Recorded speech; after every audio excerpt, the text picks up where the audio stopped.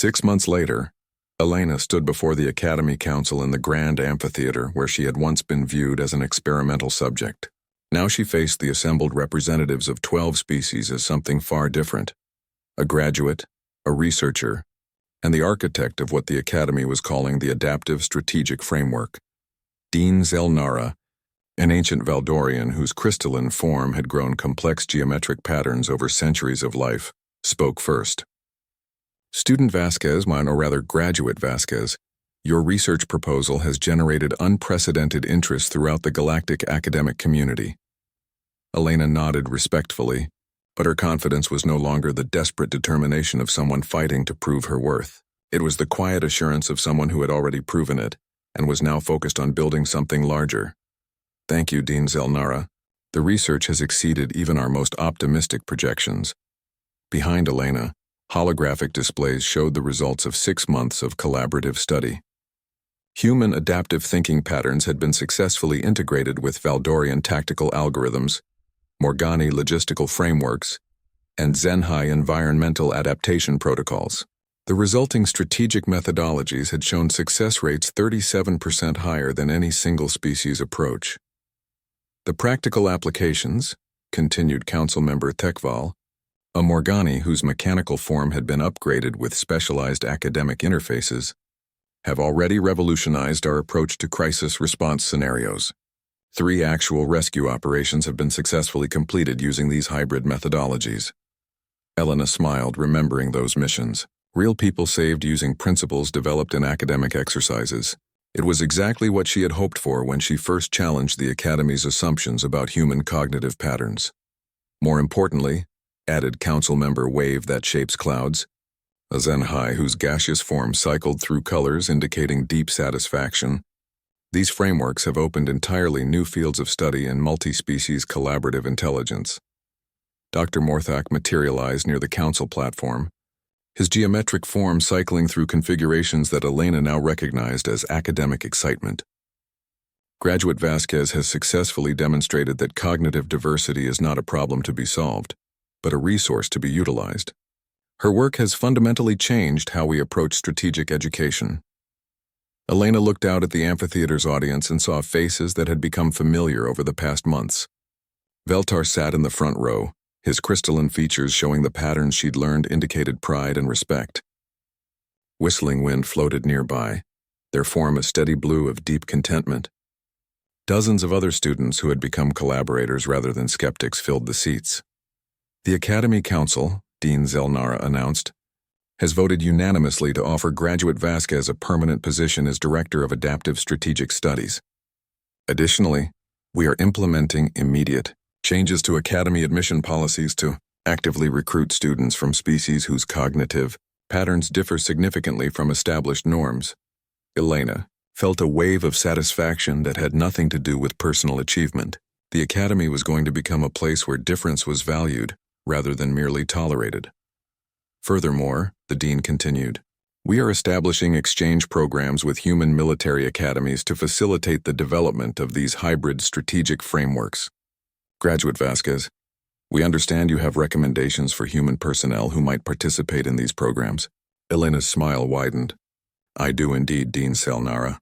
I know quite a few humans who would benefit from exposure to galactic strategic thinking, and I know the Academy would benefit from their perspectives." As the formal ceremony concluded, and Elena was officially welcomed as faculty rather than student, she found herself surrounded by colleagues who had once viewed her as an unwelcome experiment. Professor Anthagara's collective consciousness pulsed with patterns she'd learned indicated deep respect. "Elena," he said, using her first name for the first time, "you have achieved something remarkable. You have proven that academic excellence can take forms we never imagined." "We achieved it," Elena corrected. "None of this would have been possible without everyone here being willing to question their assumptions and try new approaches." Later that evening, Elena stood in her new office overlooking the Academy's central plaza. Through the transparent walls, she could see students from multiple species working together on collaborative projects that would have been unthinkable when she first arrived. Human cadets who had arrived as part of the new exchange program were already making their mark, bringing perspectives that challenged and enhanced traditional approaches to strategic thinking. Veltar appeared in her doorway, carrying a bottle of crystalline liquid that glowed with soft internal light. "I brought Valdorian celebration wine," he said, entering without waiting for permission in a way that had become comfortable between them. "I thought we should mark the occasion." Elena gestured to the seating area in her office, and they settled into chairs designed to accommodate multiple species physiologies. "It seems strange," Veltar said as he poured the luminescent wine into adaptive cups, "to think that less than a year ago I believed humans were cognitively inferior." Elena accepted her cup, watching the liquid's internal light pattern shift in response to movement. "It seems strange to me that I ever thought I had to prove humans belonged here. We all belonged here. We just needed to figure out how to fit together instead of trying to fit into existing patterns. The real war," Veltar observed, "was never about proving human capabilities. It was about expanding everyone's understanding of what capabilities could look like." Elena raised her cup in a toast. "To expanding understanding." "To adaptive thinking," Veltar replied, touching his cup to hers. As they drank, Elena reflected on the journey that had brought her from a battlefield on Kepler 442b to a faculty office at the galaxy's most prestigious academy. She had escaped one kind of warfare only to find herself in another, but this war had been worth fighting because it had been about building something rather than destroying it. Through her office windows, she could see the lights of ships arriving and departing from the academy's docking bays. Some carried students returning home with new perspectives on strategic thinking. Others brought new arrivals whose different approaches would continue pushing the boundaries of what the academy considered possible. "Elena," Veltar said quietly, "what will you do next?" Elena smiled, looking out at the starfield beyond the academy. "I'm going to keep learning. From humans, from Valdorians, from every species that has something to teach about solving impossible problems. And if someone challenges your approaches?" Elena's smile became something that her old squad mates would have recognized, the expression she'd worn when facing impossible odds with absolute determination. "Then I'll adapt." 3 months later, when the first Joint Human-Alien Tactical Unit successfully resolved a hostage crisis using integrated adaptive strategic principles, Elena received a message from the Earth Defense Council. They wanted to know if she would consider developing similar programs for human military academies. Elena's response was immediate and enthusiastic. The real fight, the fight to prove that different minds working together could achieve more than any single approach alone, was just getting started. But now she wasn't fighting it alone. She had allies from across the galaxy who shared her belief that diversity of thought was the greatest strategic advantage any civilization could possess. The battlefield had taught Elena how to survive impossible situations. The classroom had taught her how to make impossible situations possible for everyone, and that, she reflected as she began planning the next phase of her work, was a victory worth any war.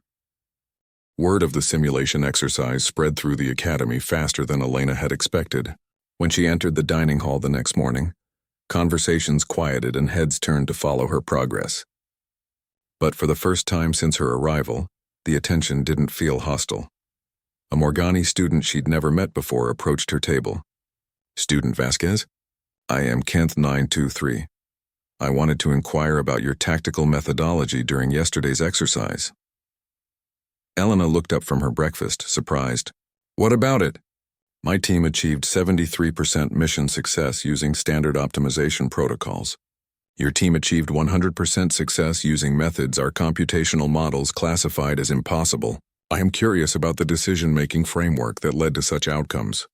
Before Elena could answer, Veltar appeared at her table carrying his own meal. "May I join you?"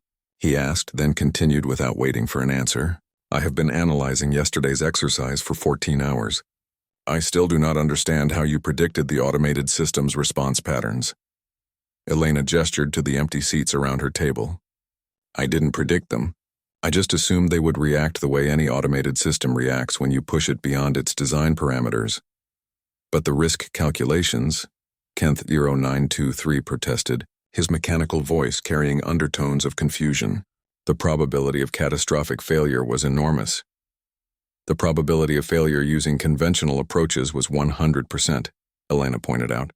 When you're facing impossible odds, Taking calculated risks with impossible plans sometimes gives you better chances than playing it safe. Whistling wind materialized nearby, their gaseous form cycling through colors that Elena was learning to interpret as deep thoughtfulness.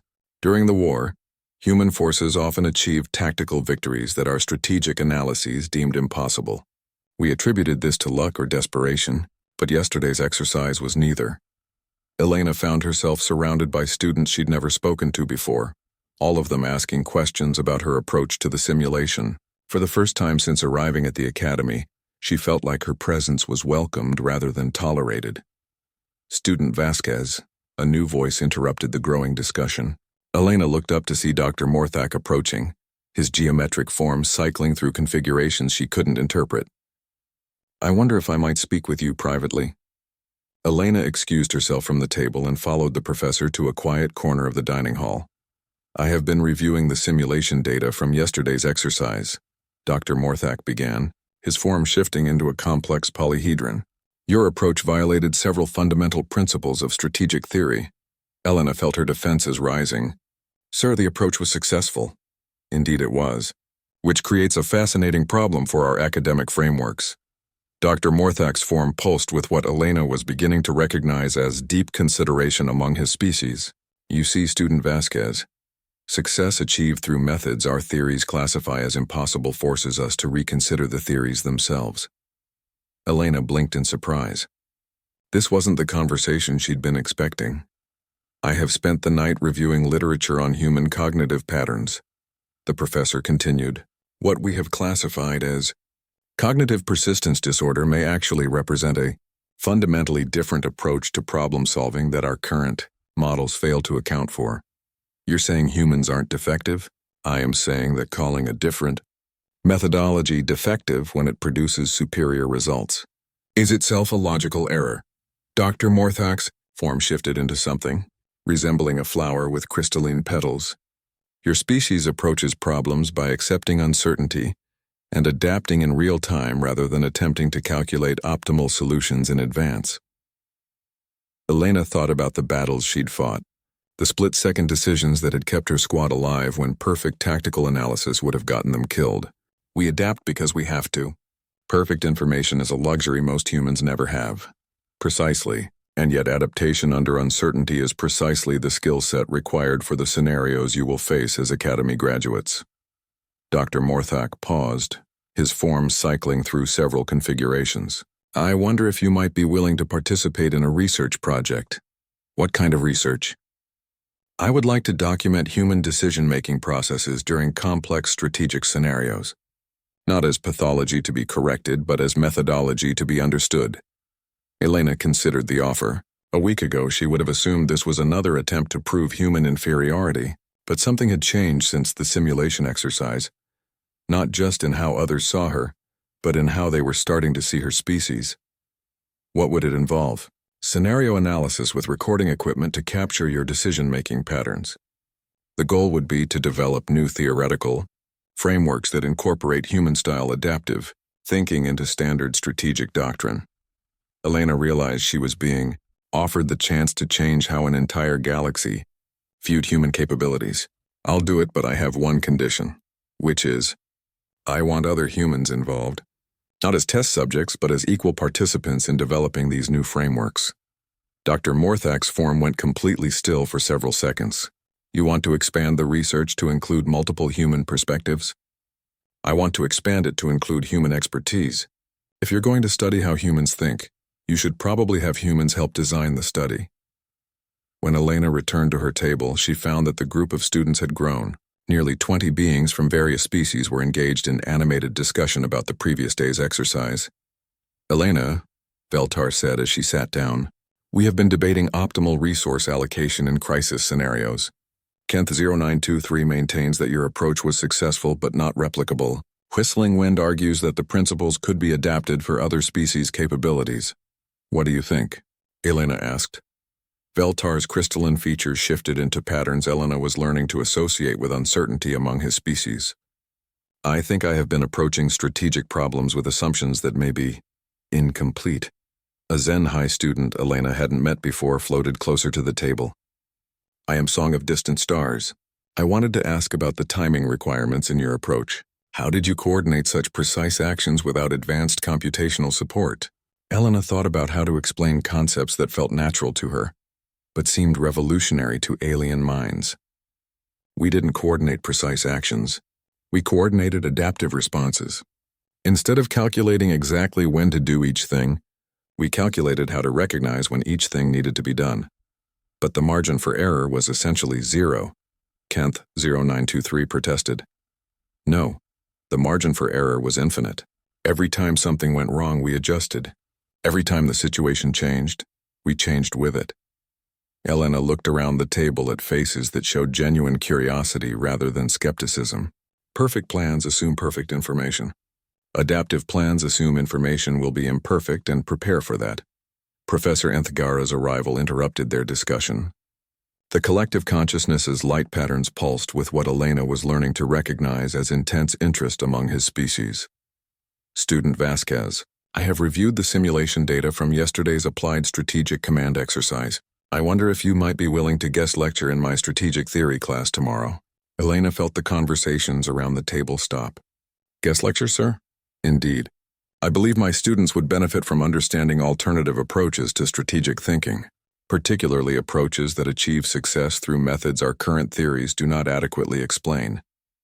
Elena looked around the table at her fellow students. Veltar's crystalline features showed what she was learning to interpret as encouragement. Whistling Wind's gaseous form had shifted to deep blue, excitement and anticipation. I'd be honored. Professor. As Professor Enthgara moved away, the conversations around Elena's table resumed with renewed energy. But now the discussions were different. Instead of analyzing human behavior as a curiosity or pathology, her fellow students were exploring human approaches as legitimate strategic methodologies worthy of study and understanding. For the first time since arriving at the academy, Elena felt like she belonged. Elena, Veltar said quietly as the group began to break up for morning classes, I owe you an apology. For what? For assuming that different meant inferior. The Valdorian's crystalline features shifted into patterns Elena was starting to recognize as respect among his species. I have learned more about strategic thinking in the past 24 hours than in the previous 3 years of study. Elena gathered her materials for class, feeling lighter than she had since arriving at the academy. Veltar? Yes? I've learned just as much from all of you. The difference is, I'm finally in a place where different kinds of thinking can work together instead of against each other. As Elena headed toward her morning class, she noticed students from other species nodding respectfully as she passed. The academy felt different now, not like a place where she had to prove her worth, but like a place where her worth was being recognized and valued. The real fight hadn't been about proving humans could think strategically. It had been about proving that strategic thinking could take many forms, and that diversity of approach. Veltar's crystalline hand hesitated over the interface for 3 heartbeats before he entered Elena's plan into the simulation system. The moment he confirmed their approach, the chamber around them transformed into a full immersion environment, where they found themselves aboard a rescue craft approaching the contested planet. Simulation parameters accepted. Instructor Corinth's voice echoed through their neural links. Team 4 has chosen an unconventional approach. All teams, you have 4 simulated hours to complete your missions. Begin. Elena felt the familiar weight of command settling on her shoulders as the rescue craft's control systems came online. Through the viewport, she could see the planet's surface scarred by automated weapons fire and atmospheric disturbances. Population Center Alpha appeared as a cluster of lights surrounded by the angry red glow of active defense systems. Initial approach vector locked, Whistling Wind reported, their gaseous form interfacing directly with the ship's environmental systems. Atmospheric conditions are chaotic. Wind patterns shift every 47 seconds. Automated defense grid is fully active, Zenth 9947 added, his mechanical consciousness processing targeting data at inhuman speeds. Current firing patterns suggest a rotation cycle of 31.6 seconds per sector. Elena studied the tactical display as they descended toward the planet's atmosphere. Her plan looked even more insane from inside the simulation than it had on the holographic display. They were essentially flying into a maze of death that required split-second timing and perfect coordination. Veltar, she said, I need you to calculate firing solutions for the defense grid, not to avoid them, to trigger them exactly when and where we need them. The Valdorian's adaptive interface flickered with complex calculations. You want me to intentionally target our own position? I want you to make the automated systems clear our path for us. Every plasma cannon they fire at empty space is energy they can't use against us when we pass through. Elena's hands moved across the pilot controls with muscle memory from 100 combat drops. The ship shuddered as they hit the planet's upper atmosphere, and immediately the automated systems began tracking them. Defense grid acquiring target, Zenth 9947 announced. Multiple targeting locks confirmed. Whistling wind, atmospheric disruption in 321 mark. The Zenhai's energy manipulation sent controlled shock waves through the atmosphere, creating wind shears that pushed the radiation clouds away from their intended flight path. Simultaneously, Veltar's targeting solutions triggered automated plasma cannon fire into empty space precisely where Elena needed clear zones to appear. Elena threw the ship into a diving spiral that would have been suicide. In a real combat situation, threading between plasma bolts that her teammates had deliberately provoked into firing at their previous position. The ship's proximity alarms screamed as they passed within meters of superheated plasma streams. This is insane, Veltar muttered, but his calculations never wavered as he continued providing targeting solutions that turned their enemies' weapons into navigational aids. Hull temperature approaching critical, Whistling Wind reported. There formed now a rapid cycling of colors indicating extreme stress. Radiation exposure in outer sections reaching dangerous levels. Elena spared a glance at the tactical display. Around the simulation chamber, other teams were implementing their own strategies. She could see elegant Valdorian approaches that used superior technology to systematically disable defense systems. Morgani teams were employing massive resource expenditures to simply overpower obstacles through sheer logistical superiority. Zenhai students were finding ways to phase shift around hazards entirely. All of their approaches were working. All of them were also focused on the easier targets first. Entering defense grid outer perimeter, Elena announced, pulling the ship through a maneuver that used a tectonic shift as cover from automated targeting systems. Zenth 9947, I need precise calculations on structural stress points in the automated cannon emplacements. Processing. The Morgani's mechanical consciousness interfaced with the simulation's engineering database. Structural analysis complete. Automated systems have 17 critical points of failure, but targeting them would require weapon systems we do not possess. We don't need weapons, Elena said, guiding the ship into another spiraling dive that used the planet's gravity well to accelerate past targeting computers. We need physics. She highlighted one of the massive automated cannons on the tactical display. What happens if that cannon tries to track a target moving faster than its rotation mechanism can accommodate? Mechanical stress would exceed design tolerances, Zenth 9947 replied immediately. Structural failure probability rises to 87%. Then let's give it a target it can't track.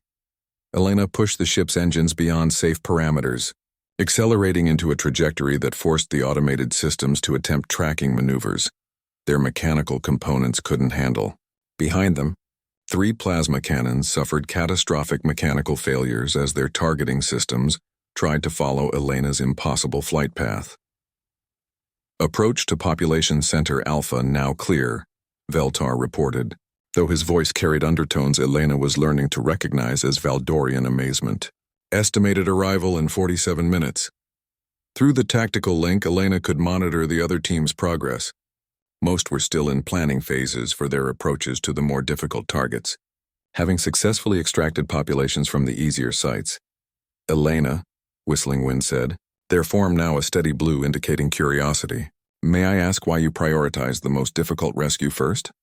Elena considered the question as she guided the ship through the final approach to Population Center. Alpha, the settlement, was visible now.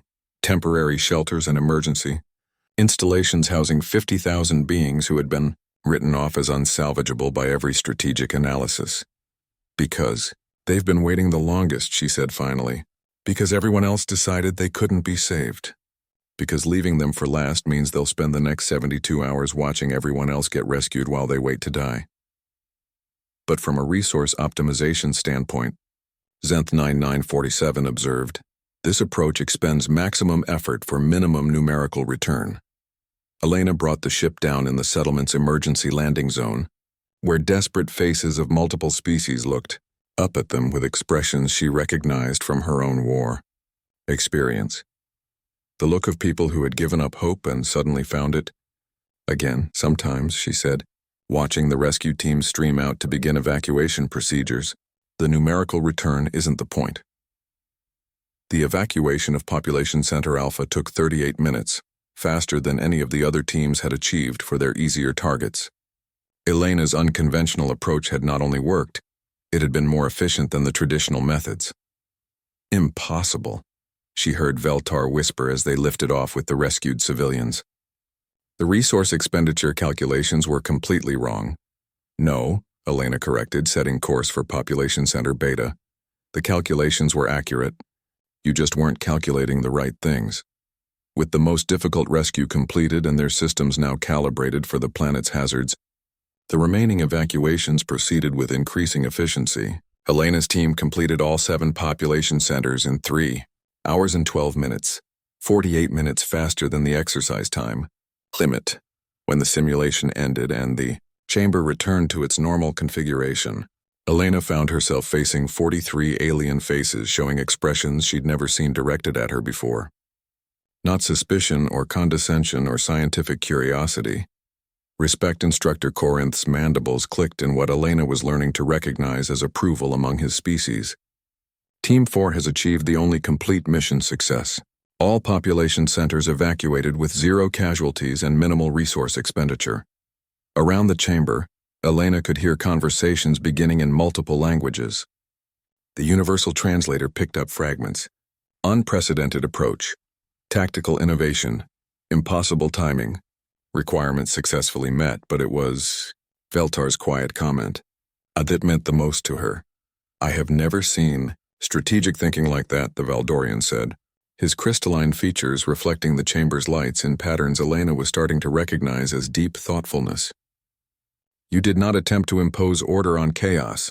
You found patterns within the chaos itself. Elena gathered her equipment as the other students filed out, most of them stealing glances at her as they passed. She realized that something fundamental had shifted during the exercise. For the first time since arriving at the academy, she wasn't being viewed as a specimen or an experiment. She was being viewed as a problem solver. As she headed toward the exit, Instructor Corinth's voice stopped her. Student Vasquez, a moment, please. Elena turned back to face the massive insectoid professor. That was either the most brilliantly innovative tactical thinking I have observed in 30 years of teaching, Corinth said, or the most spectacularly fortunate application of reckless human instincts. Elena met his compound gaze steadily. Does it matter which one it was, sir? Corinth's mandibles clicked several times in rapid succession, what Elena was learning to interpret as insectoid laughter. Elena's 3rd week at the academy brought her first practical exercise in applied strategic command, with Instructor Corinth, a massive insectoid being whose species had remained neutral during the recent conflicts. The classroom was actually a sophisticated simulation chamber, where students could test theoretical knowledge against virtual scenarios. Today's exercise, Instructor Corinth announced through mandible clicks that the translator rendered in precise clip tones, involves a multi-species rescue operation. You will work in teams of 4 to extract civilian populations from a contested zone while managing limited resources and hostile forces. Elena found herself assigned to a team with Veltar, the Valdorian from her other classes, a Morgani designated Zenth 9947, and a Zenhai called Whistling Wind Through Crystals whose gaseous form currently glowed a steady yellow indicating neutral mood. Wonderful, Veltar muttered in Standard Galactic, clearly intending Elena to hear. We're partnered with the human. Zenth 9947's mechanical voice was characteristically flat. Statistical analysis suggests a 73% probability of mission failure with current team composition. Elena bit back her first response and focused on the holographic display. Materializing before them, the scenario showed a planet-wide disaster with multiple civilian population centers cut off by environmental hazards and hostile automated defenses left over from the war. Each team has access to different resource pools based On your species' traditional capabilities, Instructor Corinth continued. Valdorians receive advanced tactical algorithms and crystalline communication networks. Morgani have access to superior logistics calculations and automated systems. Zenhai can utilize energy manipulation and environmental adaptation protocols. Elena raised her hand. What resources do humans receive? The instructor's compound eyes focused on her with what felt like amusement. Humans receive standard equipment, no special technological advantages. Around the room, Elena could hear the subtle sounds of other teams beginning their planning discussions. Her own teammate stood in awkward silence. Very well, Veltar said finally, his crystalline features reflecting the holographic display. I will develop the overall strategic framework using Valdorian tactical algorithms. Zenth 9947 can handle resource allocation calculations. Whistling Wind will manage environmental challenges. What about me? Elena asked. You can observe, perhaps offer insights into primitive tactical approaches if they become relevant.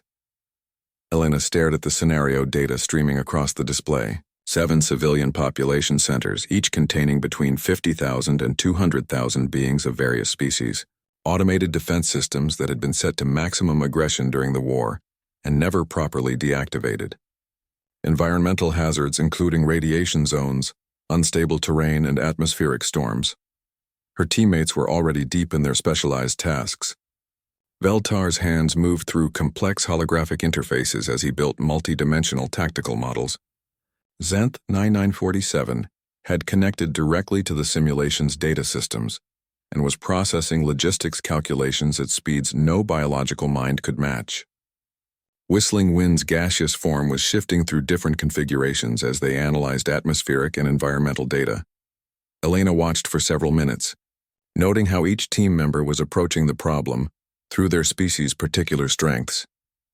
Valdorian strategy emphasized elegant solutions that minimized conflict. Morgani logistics focused on maximum efficiency with minimal waste. Zenhai environmental adaptation looked for ways to work with natural forces rather than against them. But something was bothering her about their approach. Excuse me, she said, interrupting Veltar's tactical analysis.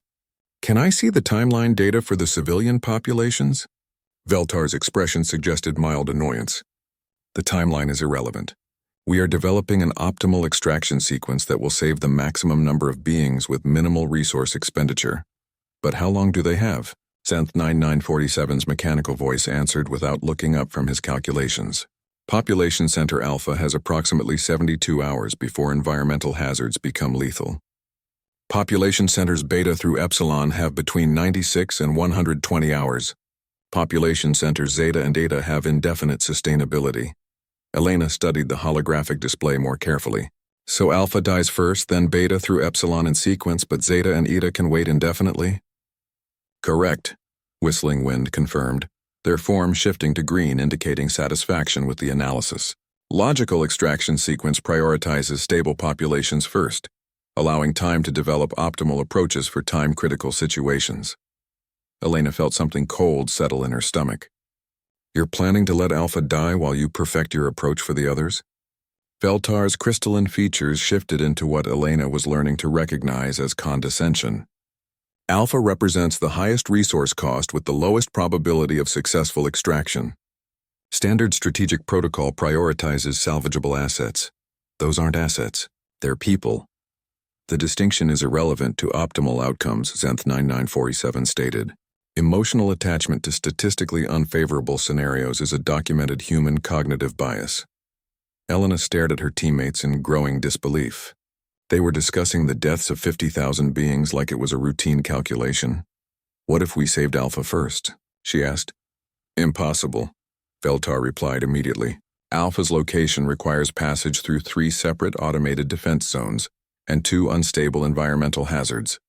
The resource cost would compromise our ability to save the larger populations. Would it? Or would it just require a different approach? Whistling Wind's form shifted to orange, curiosity mixed with skepticism. What approach could possibly overcome such obstacles efficiently? Elena moved to the holographic controls and began manipulating the display, zooming in on Population Center Alpha. The settlement was surrounded by automated plasma cannons, radiation fields, and unstable tectonic activity. Every conventional approach would require enormous resources and time, but Elena wasn't thinking conventionally. "What if we don't try to overcome the obstacles?" she said, highlighting specific terrain features on the display. "What if we use them?" She pointed to the automated defense grid. "These systems are set to maximum aggression, right? They fire at anything that moves?" "Correct," Zenth 9947 confirmed. "Approach vectors show 97% probability of destruction for any rescue craft. But they're automated. They follow predictable patterns." Elena's fingers moved across the controls, tracing movement paths through the holographic space. "If we trigger them systematically, we can use their own firepower to create safe corridors." She highlighted the radiation zones next. "Radiation follows atmospheric currents. If we map the wind patterns and create controlled atmospheric disruptions here and here, we can push the radiation away from our extraction routes." Finally, she focused on the unstable terrain. Tectonic instability means the ground is constantly shifting. Instead of trying to stabilize it, we synchronize our movements with the shifts. Use the instability as cover from the automated systems. Her teammates stared at the display in silence. Elena's proposed route looked like madness. A path that deliberately triggered every hazard in sequence while threading between destruction zones with timing measured in seconds. "This approach," Beltar said slowly, "requires precise coordination of variables that cannot be accurately predicted. It also," Zenth 9947 added, "violates 17 different safety protocols and assumes successful execution of maneuvers with less than 12% probability of success." Elena looked at her teammates. "But if it works, we save Alpha first, and we do it using resources we already have instead of the advanced equipment needed for the other sites." "If it fails," Whistling Wind pointed out, their form now deep red indicating alarm, "we lose our entire rescue team and accomplish nothing." "If we don't try," Elena countered, 50,000 people die while we develop perfect solutions for everyone else." Veltar's crystalline features were unreadable, but Elena could see data streams flowing across his adaptive interface as he analyzed her proposal. Zenth 9947 had gone completely still, which Elena was learning meant he was running complex calculations. Whistling Wind's form was cycling rapidly between colors, internal conflict. Finally, Veltar spoke. "Your approach is unprecedented. It utilizes chaos as a tactical resource rather than attempting to impose order. It's also statistically insane," Zenth 9947 added. "No rational commander would approve such a mission." Elena felt a familiar sensation, the same clarity that had come to her during the worst moments on Kepler 442b, when conventional tactics had failed and survival had required doing things that looked impossible. Then, "It's a good thing I'm not rational," she said. "I'm human." Around the simulation chamber, she could see other teams developing elegant, logical approaches to the scenario. Systematic extraction sequences that would save the maximum number of lives with minimal risk. Perfect strategic solutions that accepted the necessary sacrifice of those who couldn't be saved efficiently. But Elena wasn't interested in perfect solutions. She was interested in saving people who everyone else had written off as unsalvageable.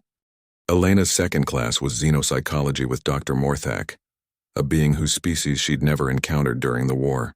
The professor appeared to be a living geometric shape that constantly shifted between configurations, speaking through vibrations in the air that the universal translator rendered as a pleasant baritone voice. The classroom was arranged in a traditional amphitheater style, which Elena found comforting after the disorienting sphere of her strategic theory class. She chose a seat in the middle section, trying to blend in among the 40-odd students of various species. "Today we examine the psychological profiles of warfare participants," Dr. Morthak announced as his form shifted from a cube to a complex polyhedron. "Specifically, we will analyze the mental frameworks that different species employ when facing existential threats." Elena's pen froze over her notebook. Another class about the war, but this time from a psychological perspective. "The recent conflicts have provided us with unprecedented data on combat psychology across species lines," the professor continued. "Valdorians demonstrate remarkable tactical flexibility when their logical frameworks are challenged. Morgani show collective resilience through their networked decision-making processes, Zenhai maintain emotional stability through their energy-based consciousness distribution. A student Elena didn't recognize raised what appeared to be a manipulator arm. What about human psychological patterns, Professor? Dr. Morthak's form paused its shifting for a moment. Ah yes, human psychology. Quite fascinating from a xenological perspective. Humans demonstrate what we term cognitive persistence disorder, an inability to accept logical defeat even when continuation of effort becomes statistically meaningless. Elena's grip tightened on her pen. Cognitive persistence disorder? Can you elaborate on that diagnosis, Professor? Asked a Valdorian student Elena recognized from her strategic theory class. Certainly, Student Veltar. Human brains are structured around individual survival instincts that override logical analysis under stress. When faced with impossible odds, rather than calculating optimal outcomes, humans enter what their own scientists call fight or flight mode. However, their species has evolved a mutation where flight responses are often suppressed entirely. Elena felt her face burning. They were discussing humans like they were laboratory specimens with genetic defects. This explains their battlefield behavior, Dr. Morthak continued, now taking the shape of an elongated pyramid. Unable to process defeat rationally, humans continue fighting until either victory or elimination occurs. It's quite primitive from an evolutionary standpoint, but occasionally effective through sheer statistical probability. A Zenhai student's form shifted to deep red, extreme curiosity in their color language. Is this disorder treatable? Could humans learn more rational approaches to conflict resolution? An excellent question. Current research suggests that human cognitive patterns are deeply embedded in their neural architecture. However, exposure to superior intellectual frameworks, such as those taught at this academy, may provide some amelioration of their more destructive tendencies. Elena stood up abruptly, her chair scraping against the floor. Every head in the amphitheater turned toward her.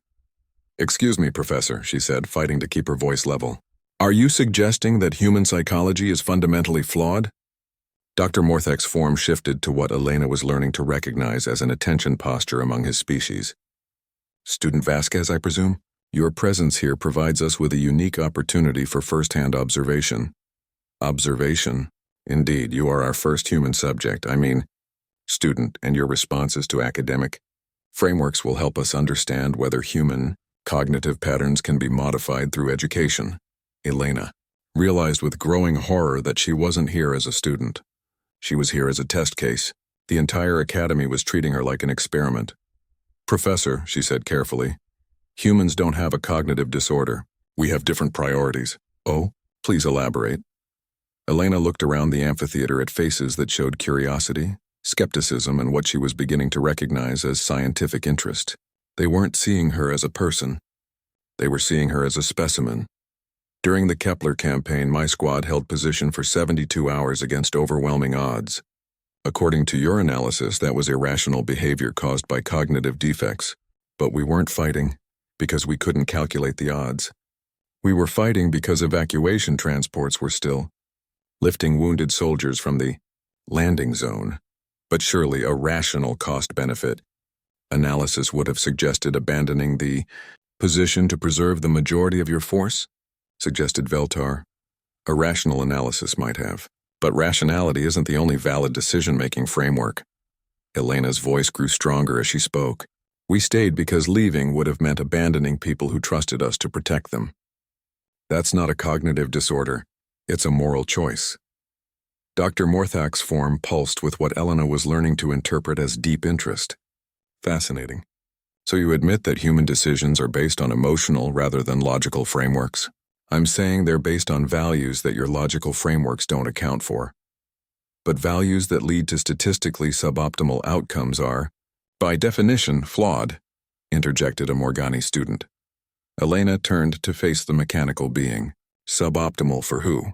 The 12 humans in my squad or the 300 wounded soldiers we helped evacuate? The amphitheater fell silent. Elena realized she'd stumbled onto something important, a fundamental difference in how humans and other species calculated success. "Ah," Dr. Morthak said, his form now a slowly rotating double helix. You're suggesting that human psychology operates on different optimization parameters than other species? I'm suggesting that humans define success differently than you do. For you, optimal outcomes seem to be about minimizing losses and maximizing efficiency. For humans, optimal outcomes are about maximizing the number of people who get to go home. A Zen High student's form shifted to deep blue. Excitement. But this is exactly what the professor was describing. Human inability to see beyond immediate emotional attachments to larger strategic objectives.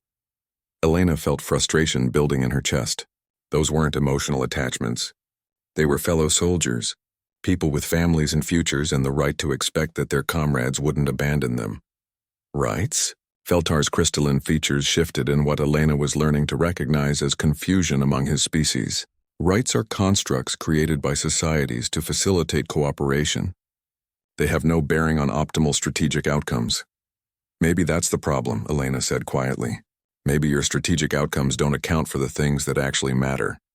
Dr. Morthak's form had gone completely still. Student Vasquez, are you suggesting that human psychology is superior to more logically based decision-making frameworks? Elena realized she was standing at a crossroads. She could back down, apologize, try to fit into their academic expectations, or she could defend something that felt more important than her. Grades.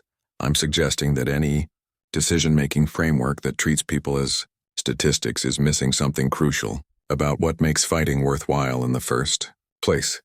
The silence stretched for what felt like minutes. Elena could feel the weight of 40 alien minds analyzing her words, categorizing her responses, updating their theories about human psychology. Finally, Dr. Morthak spoke. Class dismissed. For tomorrow, please read Chapter 12 on value system compatibility across species lines. Student Vasquez, I would like to speak with you privately. As the other students filed out, Elena noticed the conversations that began immediately. She caught fragments in Standard Galactic, words like typical human emotionalism, and predictable response patterns, and confirming the psychological profiles. When they were alone, Dr. Morthak shifted into a configuration Elena hadn't seen before, something like a crystalline flower with geometric petals. Student Vasquez, your responses today were quite illuminating. However, I must ask, do you believe you can succeed academically if you continue to prioritize emotional reactions over analytical thinking? Elena met his attention with what she hoped was steady composure. Professor, I don't think I was being emotional. I think I was being accurate. If your analytical frameworks can't account for the way humans actually make decisions, then maybe the frameworks are incomplete. Dr. Morthak's form pulsed several times. An interesting hypothesis. However, this academy operates on the principle that logical analysis provides superior outcomes to emotional decision-making. If you cannot adapt to that standard, then what? You'll prove that humans can't learn? We will prove that this particular human cannot benefit from advanced intellectual training. Elena gathered her material slowly, understanding finally dawning. She wasn't here to be educated. She was here to fail, providing academic proof that humans were intellectually inferior. Her success or failure would be used to justify policies about human participation in galactic society for generations. As she walked toward the exit, Dr. Morthak called after her. Student Vasquez, tomorrow's reading includes a detailed analysis of human psychological limitations. I think you'll find it quite educational. Elena left the classroom with the growing realization that Elena woke before her alarm, a habit from years of military service that civilian life hadn't managed to break. The dormitory was still quiet, and she wondered if her roommates had returned during the night or if they were still avoiding her. She dressed quickly in the academy uniform that had been provided, dark blue with silver trim that felt strange compared to combat fatigues. The dining hall presented her first real social challenge. Long tables designed for different species created a complex geography of accommodation. Feldorians required minimal seating due to their four-legged stance. Morgani had specialized stations that connected to their mechanical locomotion units. Zen High had atmospheric containment areas where they could safely consume their energy-based nutrition. Elena took her tray to a table designed for bipedal species and sat alone. The food was standard protein and carbohydrate, nutritionally complete but lacking the flavor enhancers that made military rations barely tolerable. As she ate, she became aware of the conversations happening around her. The human arrived yesterday, a Valdorian voice carried clearly across the hall. Their species' crystalline vocal cords made whispering impossible. Instructor Kithara personally escorted her. My spawn sibling died in the Kepler campaign, replied another voice. This one from a Morgani whose mechanical translator gave the words a flat, emotionless quality. The humans used primitive kinetic weapons. Crude but effective. They say her squad eliminated an entire Valdorian tactical unit with nothing but explosives and determination, added a third voice. No finesse. No strategy. Just violence. Elena kept eating, but her appetite was fading. She had been part of that engagement. Squad leader Martinez had called it their finest hour, outnumbered 5-1. They'd used improvised explosives and guerrilla tactics to disable a Valdorian advance that had been cutting through human forces like paper. 12 humans against 60 Valdorians, and somehow they'd won, but listening to it described as just violence stung more than she'd expected. Professor Ethgara's classroom was a three-dimensional space that challenged everything Elena understood about academic settings. Students occupied positions throughout a spherical chamber, some seated on traditional platforms, others floating in null gravity fields, still others attached to surfaces at various angles. The professor himself was something Elena had never encountered, a collective consciousness species called the Axiom that appeared as a cloud of interconnected light points. Strategic theory, the professor began, his voice emanating from multiple points in the room simultaneously, is the art of achieving objectives through the application of intellect rather than force. Today we examine the Kepler 442b campaign, a textbook study in the difference between tactical success and strategic wisdom. Elena's stomach dropped. Of course they would study the campaign where she'd fought. She'd spent 3 months in the hell of that jungle world, watching friends die in mud that never dried. The human forces, Professor Ethgara continued, demonstrated remarkable tenacity, but showed a fundamental misunderstanding of strategic objectives. Rather than seeking diplomatic resolution or technological advantage, they chose prolonged attrition warfare.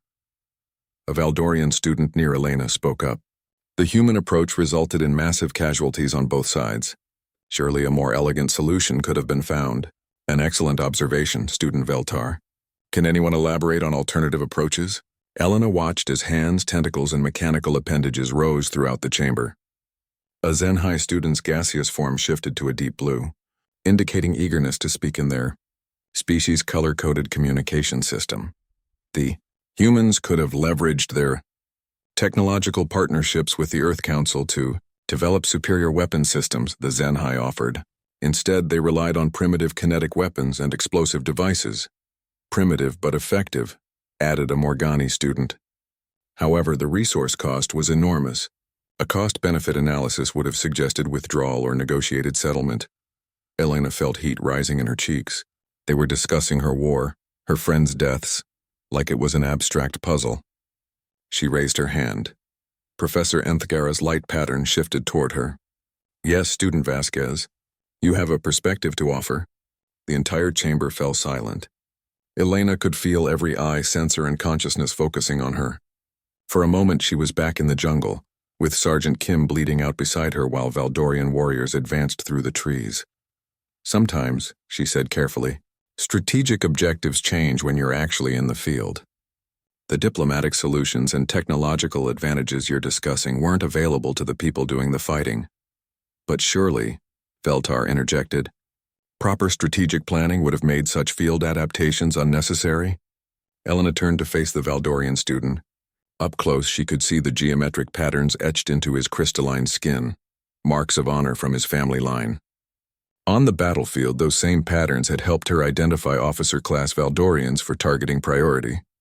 When your supply lines are cut and your communications are jammed, strategic planning becomes about keeping your people alive long enough to complete the mission, Elena replied.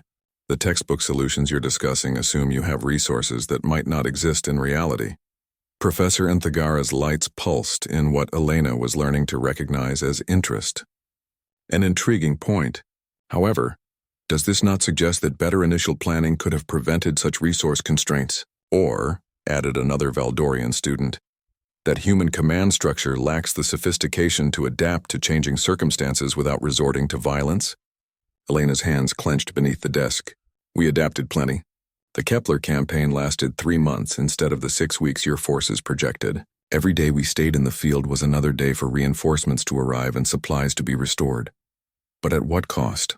The Zenhai students' form had shifted to orange, indicating disagreement. The human casualty rate was 67%.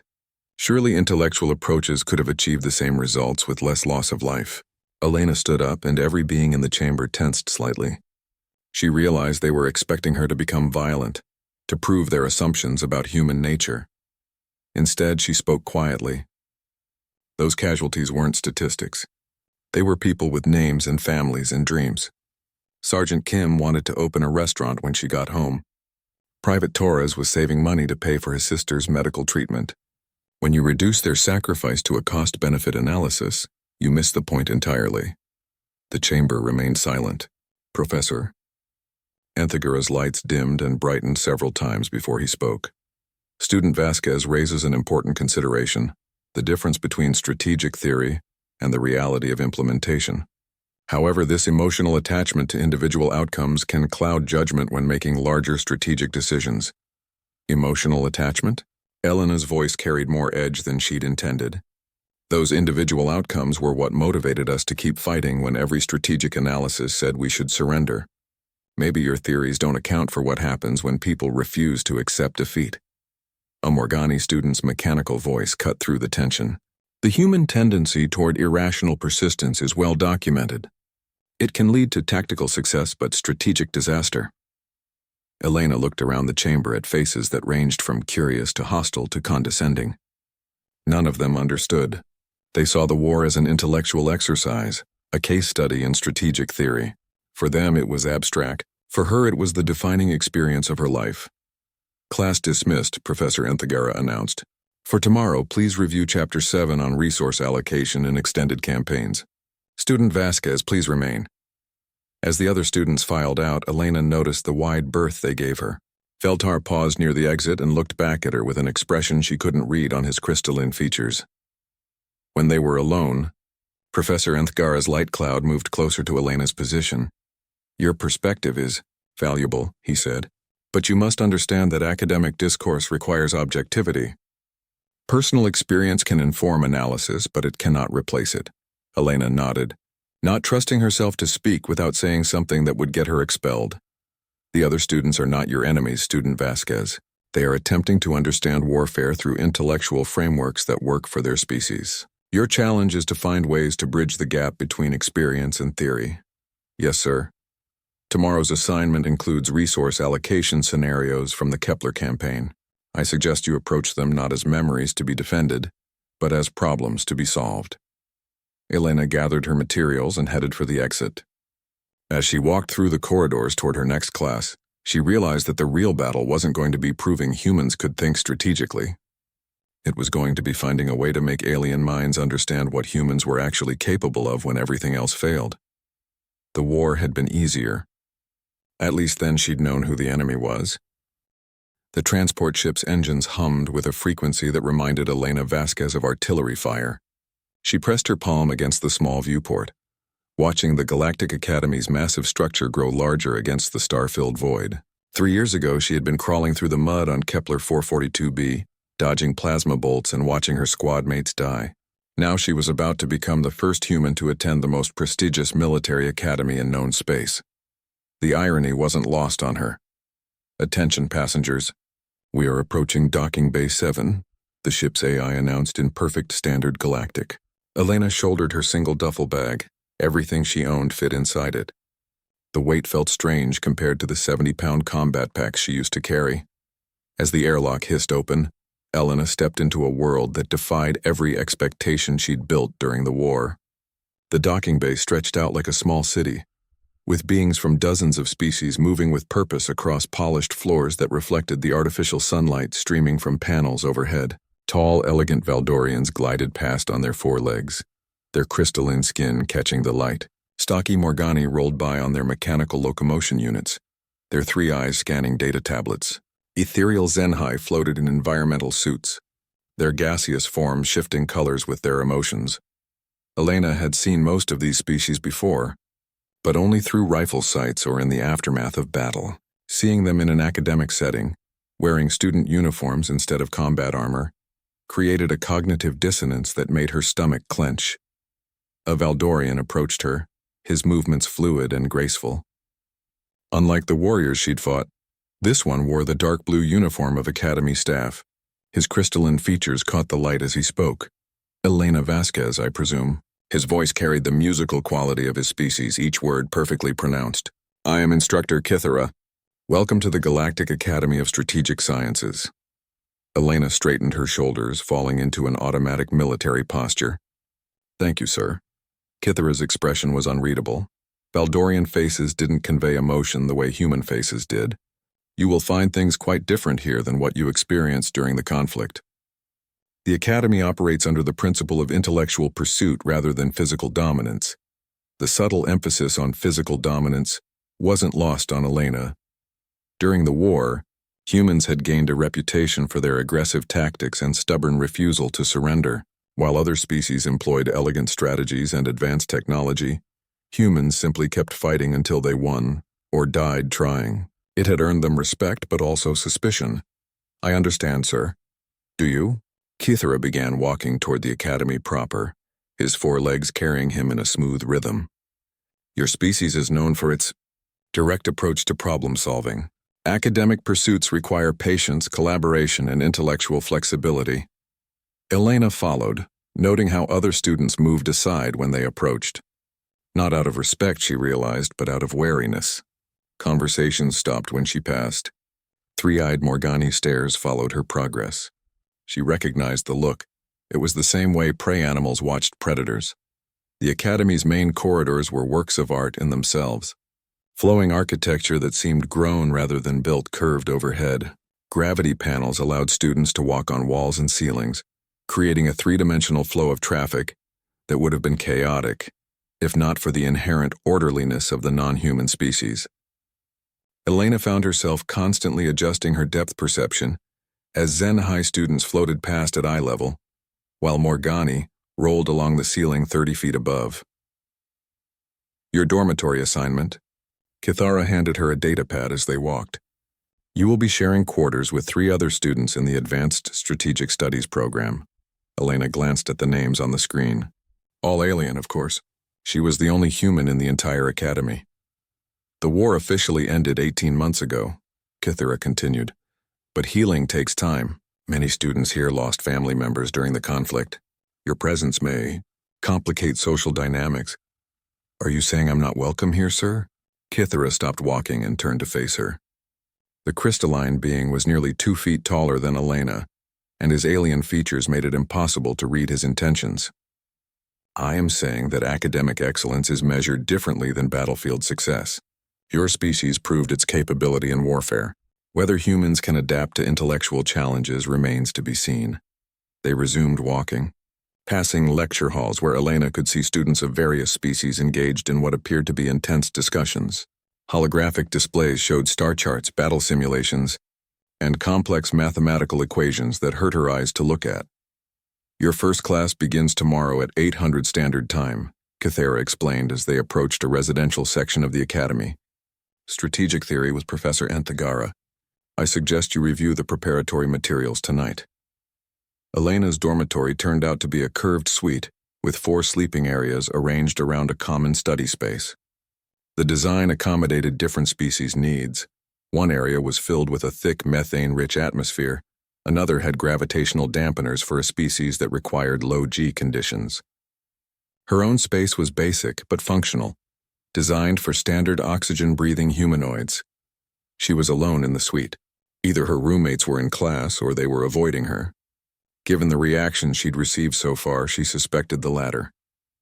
Elena set her duffel bag on the simple cot and activated the study terminal. The preparatory materials for tomorrow's class immediately filled the holographic display, and her confidence took another hit. The text was written in Standard Galactic, which she could read, but the concepts were unlike anything she'd encountered during military training. Multi-dimensional strategic thinking, psychosociological warfare theory, quantum probability assessment and tactical decision-making. During the war, strategy had been simple. Identify the enemy, apply superior firepower, adapt when things went wrong. This was something entirely different. Intellectual combat that required weapons she'd never been trained to use. Elena spent the next several hours struggling through the materials, making notes and trying to understand concepts that seemed designed for minds fundamentally different from her own. When exhaustion finally forced her to stop, she lay on the narrow cot staring at the ceiling. Tomorrow would be her first real test. Not against enemy soldiers who wanted to kill her, but against alien minds that considered her species intellectually inferior. In some ways, it felt more dangerous than anything she'd faced on the battlefield. Outside her window, the Academy's lights created a gentle glow against the starfield. Somewhere in those distant points of light were the worlds where she'd fought and bled and watched good people die. Now she was surrounded by the descendants of those same enemies, and the weapon in her hand was nothing more than a stylus and her determination to prove that humans belonged here. Elena closed her eyes and tried to sleep, knowing that tomorrow the real war would begin.